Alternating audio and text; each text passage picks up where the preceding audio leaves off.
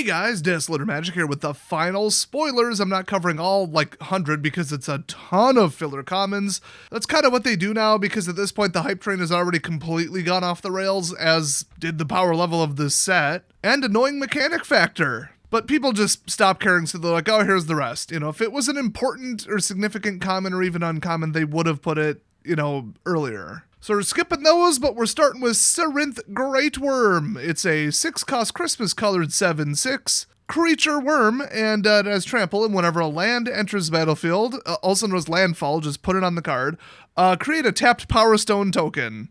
I would think that was grossly and disgustingly overpowered, except that this costs 6. Next up, we got the new superhero of the set, Mono Man, aka Steel Exemplar. Somebody was actually stupid enough to leave a comment on the 4th or 5th video in this spoiler series saying, they're not pushing mono in this set, it's a multicolored set, you're stupid. Well, except for mono red and then this guy and mono blue and mono green, reinforcing mono black.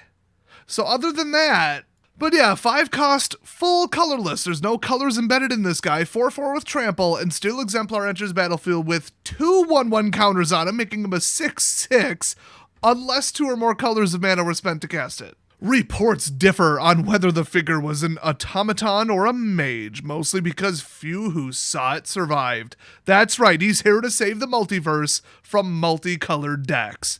Little late for that, you should have showed up during Cons of Tarkir. So just insanely overpowered, but I mean, if you're already running a monocolored deck, the problem is he's 5, but with trample and basically being a 6/6, he probably should be. Now you can run him in a mixed color deck as long as you can generate enough of one color. I mean, if it's a dual colored land, you're pretty much fine. I should probably throw that out there. Kind of defeats the purpose, but anyway, we got Gwenna, Eyes of Gaia, a 3-cost 2/3 legendary creature, Elf Druid Scout, and tap her and add 2 mana in any combination of colors.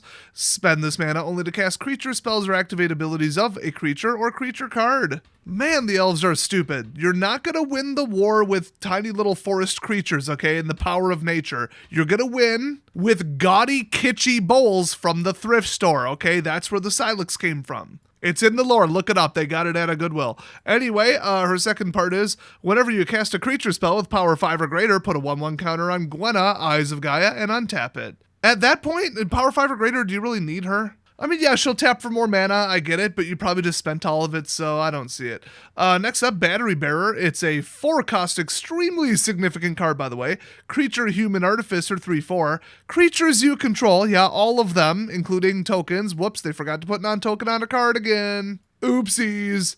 But they all gain tap, add 1 colorless mana to your mana pool. This mana can't be spent to cast a non-artifact spell. So in other words, turn all your creatures into Power Stones. And then whenever you cast an artifact spell with mana value 6 or greater, draw a card. Ooh, that's pretty good. Next up, Spotter Thopter. It's an 8-cost 4/5 with flying, artifact creature Thopter, of course. And when it enters battlefield, scry X, where X is its power, and it comes in as either prototype for 4 with blue as a 2/3, or as a 4/5. So you might think, oh, really bad value, but if you're scrying for 4, you're going to get the next fatty, okay? This is just oh, look at this giant body in the air. Let's go get what I really need. It's a scry spell built in to a medium stall creature. I think 90% of the time the intention is to cast it for 4. And then if you have the mana and nothing better to do with it, then, you cast it for 8 and get a huge scry to go get something better. So next up, Defabricate. Huge spell here. It's a 2-cost blue instant. Choose one of the following 2 modes. First, counter target artifact or enchantment spell. If a spell is countered this way, exile it. And second mode is counter target activated or triggered ability. That's right, the effect that we don't see enough in the game. That includes Planeswalker's abilities. That's why they're called abilities. It doesn't apply to mana abilities, though. So finally, Void Slime effect is back. So next up, Titania's Command. That's right, you thought we were out of commands. Haha, wrong. It's a 6-cost, double green sorcery rare, and choose 2 of the following 4 modes because it's a command card. Exile target player's graveyard. Yes, please do. You gain 1 life for each card exiled this way. I love it. Search your library for up to 2 land cards, put them out of the battlefield, tap, then shuffle. Nice. Create a 2/2 green bearer creature tokens. Should have been 8. And fourth, put 2+1/+1 counters on each creature you control. So in other words, the most cliche generic green command ever with that first mode tacked on. So very, very good, but it's 6. And remember, you get 2 of those, but still, it's 6. But next up, we've got Negociación Hostil. I really don't practicar mi español enough. But if my neighbors could silencio with that estúpido coche... Oh, let me get my monocle on. I meant carro. With the broken frickin' exhaust. Come on. I don't know, this mic don't pick up much, so... Anyway, this is Hostile Negotiation, obviously. It's a 4-cost black instant. And it has muchas palabras. All right, guys, we're going to do the 1 breath challenge. Are you ready? Exile the top 3 cards of your library in a pile face down, then exile the top 3 cards of your library in another pile face down. Look at the cards and turn a pile of your choice face up. Target opponent chooses a pile. Put that pile into your hand and the other pile into your graveyard. You lose 3 life. I did it! I win! So 3 cards.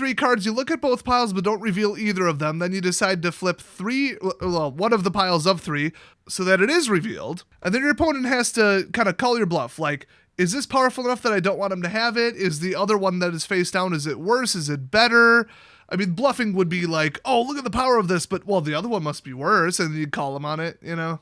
And then you get that entire pile that they chose in your hand, and the other pile goes into your graveyard, and then you lose 3 life because nobody wins at this game. Next up, Dredging Claw, and this is exactly what it sounds like.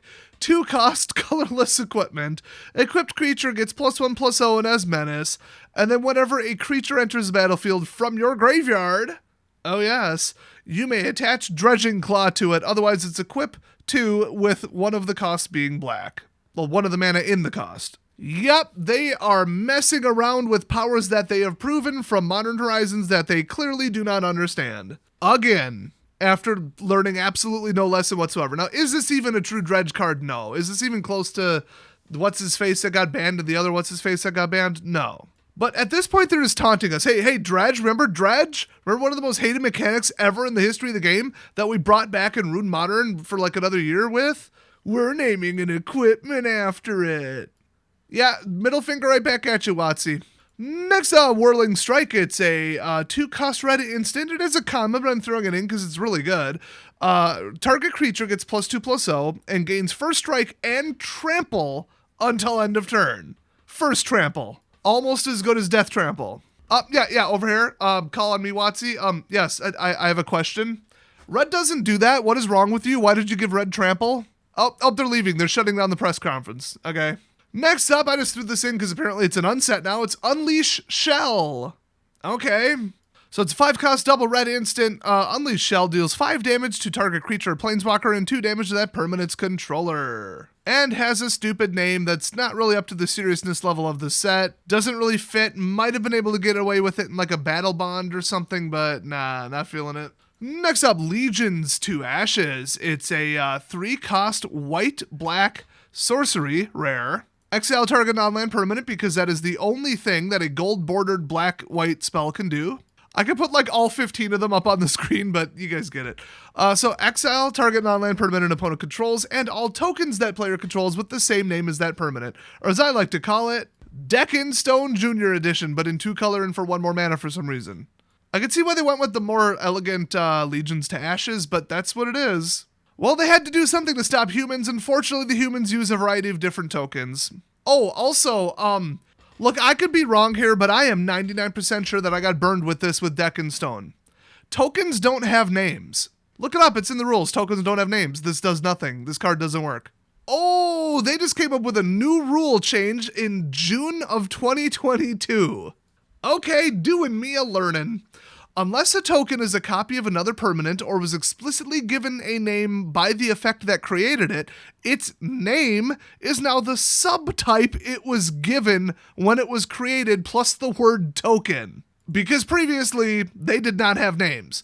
So they say, for example, an effect that creates a 1/1 soldier creature token, the token would be named Soldier Token. That is the name of the token. That is a brand new rule. I guarantee you and assure you it did not work that way when Declaration in Stone was made. I don't know why they changed it, but okay, I guess this spell does something now. Great. Not enough. And next up we got Yodian Tactician. It's a 4-cost blue-white 3/4 human soldier, and other soldiers you control get +1/+1 and still aren't going to be a powerful archetype. Now if it said humans, Next up, Slagstone Refinery. It's a 4-cost artifact, and when it or another non-token artifact you control is put into a graveyard from the battlefield, or is put into exile from the battlefield. Ooh, covering all the bases there in case of a devastating board wipe. Create a tapped Power Stone token.